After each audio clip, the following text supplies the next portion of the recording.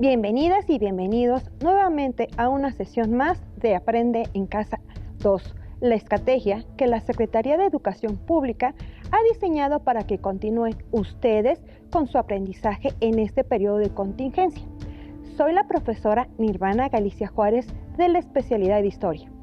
Recuerden lavarse continuamente las manos durante al menos 20 segundos, mantener la sana distancia, usar correctamente el cubrebocas, no tocarse la cara y realizar el estornudo de etiqueta.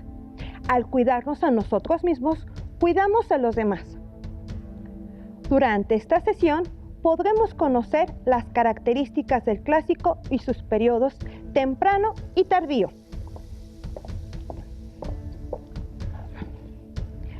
Asegúrense de tener a la mano su cuaderno para que en el transcurso de la explicación traten de rescatar las ideas más importantes del tema para registrar las dudas que puedan surgir y apoyarse de su libro de texto, pues es su principal fuente de consulta.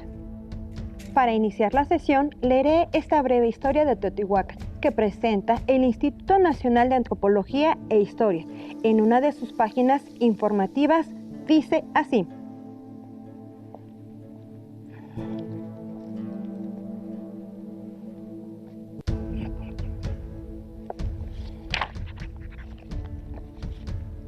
Historia breve de Teotihuacán. La zona arqueológica de Teotihuacán se localiza en el Estado de México. Es considerado uno de los sitios prehispánicos más importantes descubiertos hasta el día de hoy.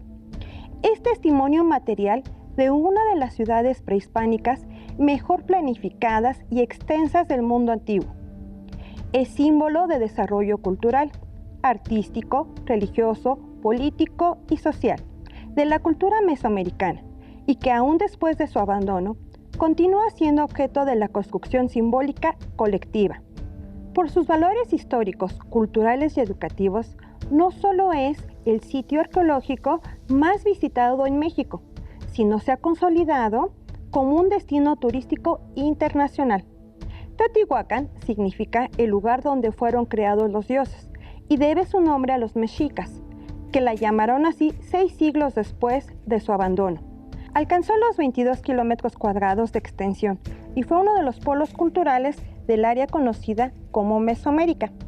Su alcance abarcó desde el norte hasta el sur del México actual, así como Guatemala y Honduras, regiones con las que mantuvo un intercambio traducido en influencias estilísticas y arquitectónicas.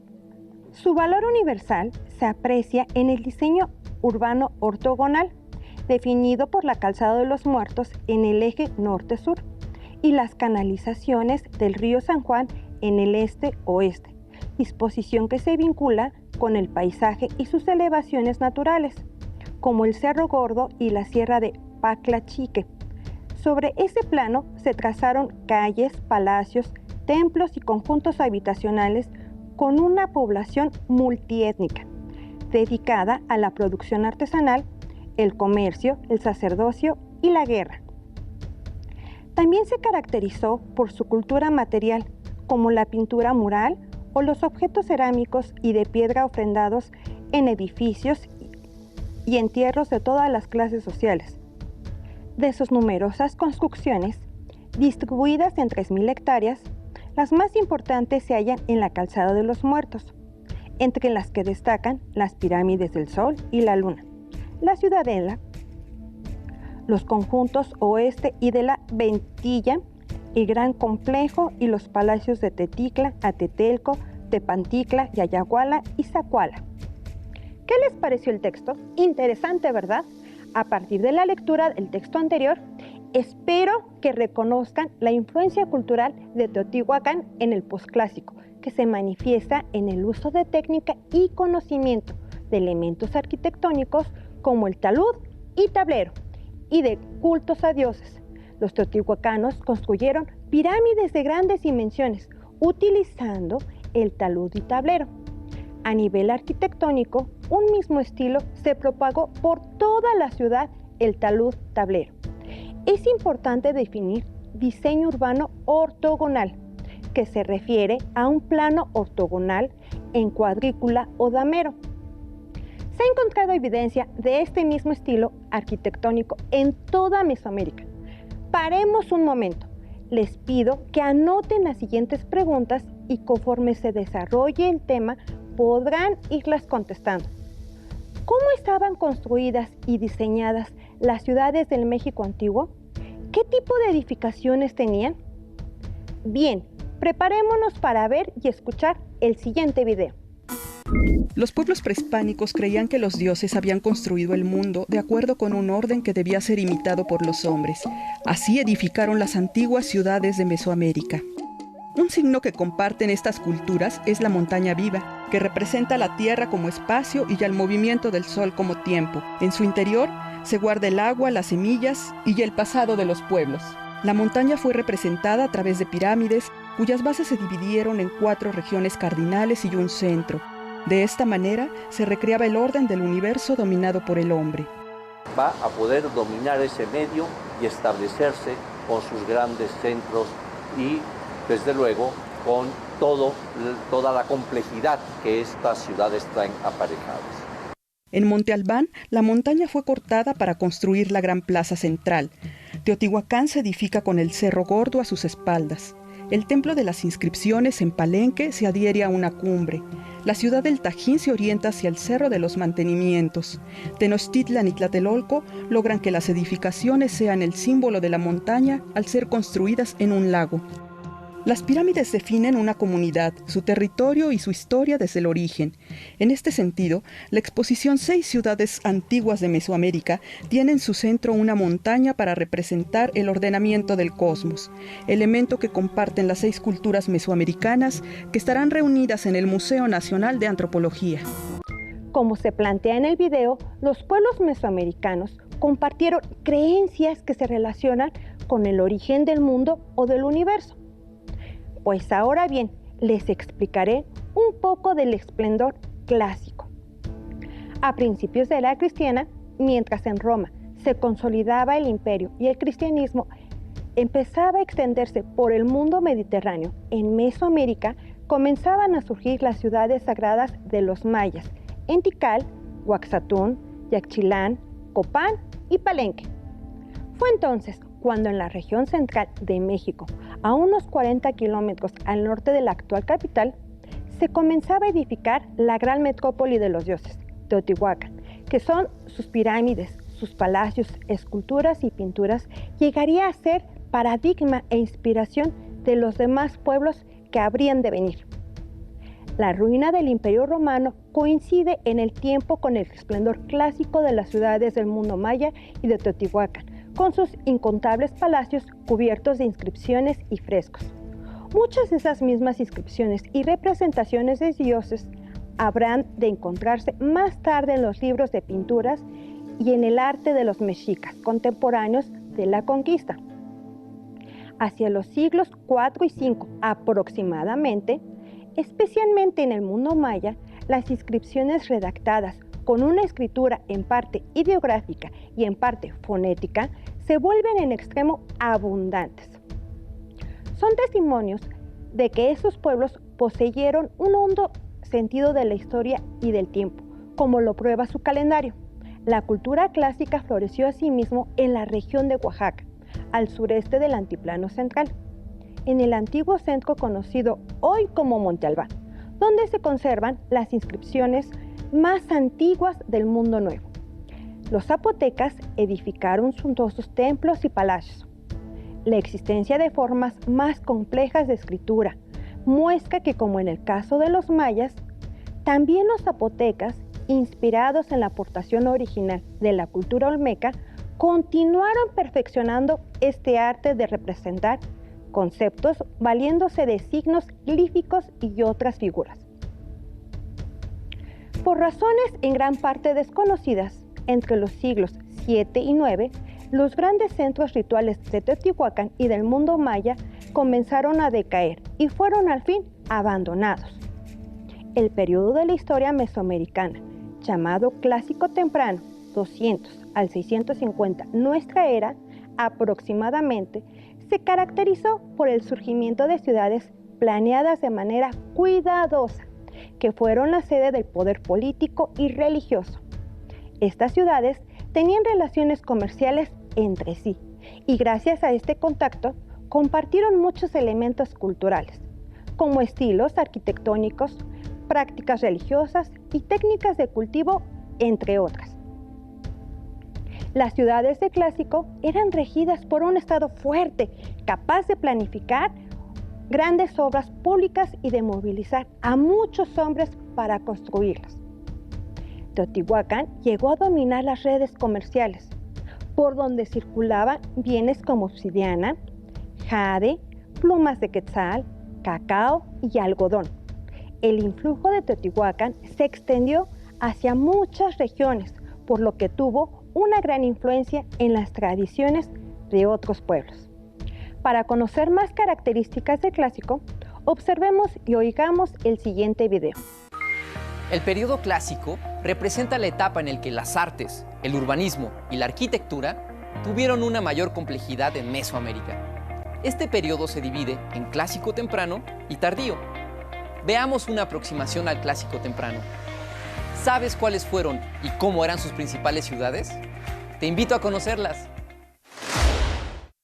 El periodo clásico es un momento cumbre en Mesoamérica, caracterizado por el incremento de poblaciones urbanas, una mayor división y especialización del trabajo, el desarrollo en la producción de bienes especializados y la ampliación de redes comerciales, la conformación de la sociedad multiétnica organizada en grupos sociales, el desarrollo de las matemáticas, la astronomía y los sistemas calendáricos, la construcción de obras arquitectónicas y urbanísticas monumentales, y el fortalecimiento de la representación artística de diversas deidades.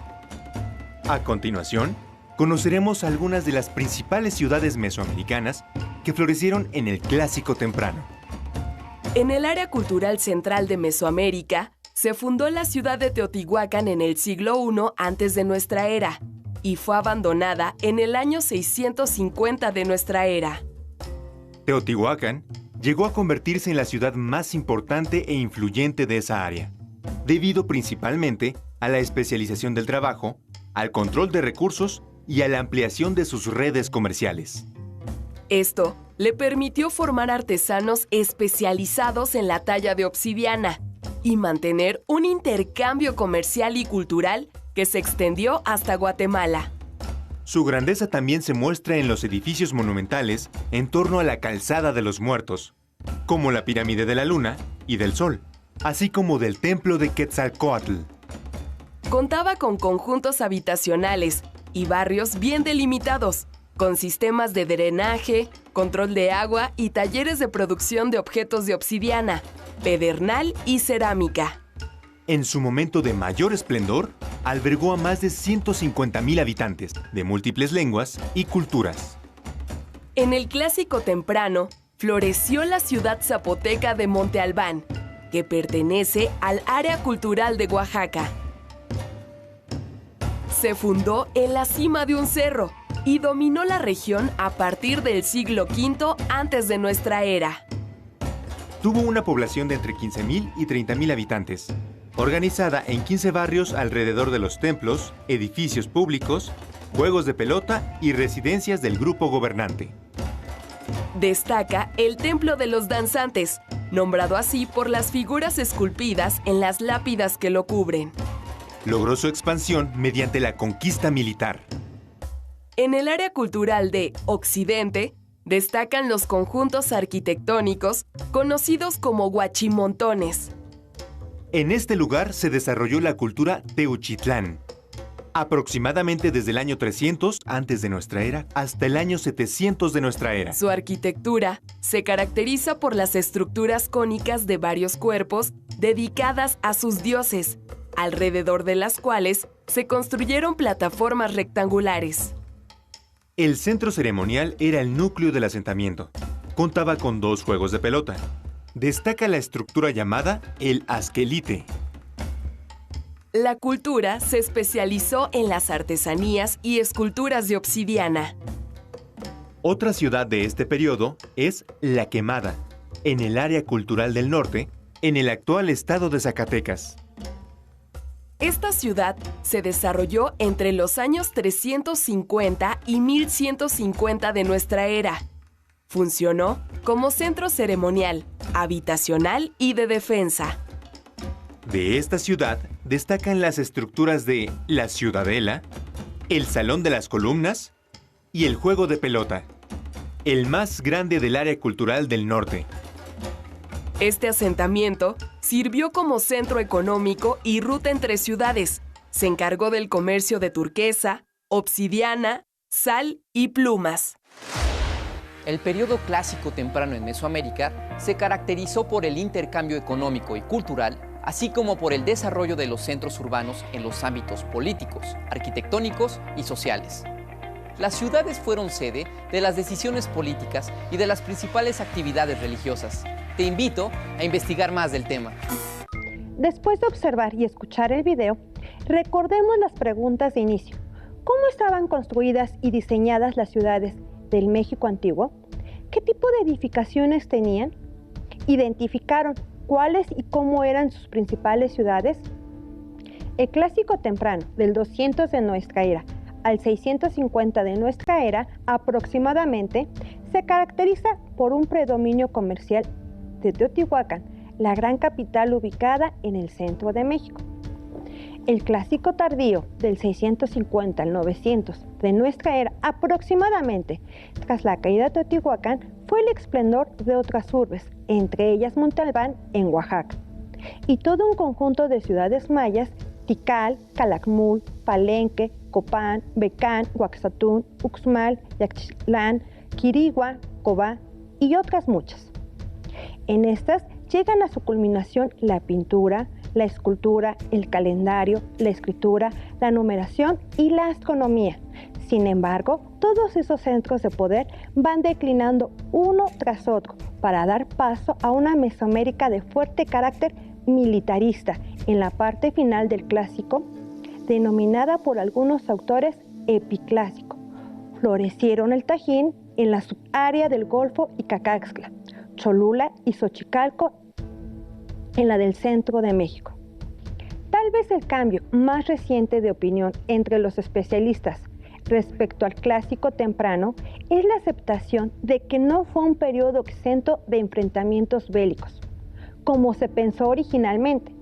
Abunda la evidencia de simbolismos bélicos e incluso hay indicios de que se libraron guerras durante este periodo. La dimensión y finalidad de los combates en las distintas regiones aún es objeto de controversia. Tal vez en algunos lugares se trató de incursiones en pequeña escala con miras a la glorificación personal del grupo gobernante, la eliminación de rivales, la obtención de víctimas para el sacrificio y para otros propósitos similares. No obstante, en otros casos, como los de Monte Albán y Teotihuacán, la guerra o la amenaza de guerra probablemente era parte integral del expansionismo del Estado. Esto no significa que las sociedades del clásico temprano estuvieran dominadas por elementos militares o por intereses y actitudes materialistas.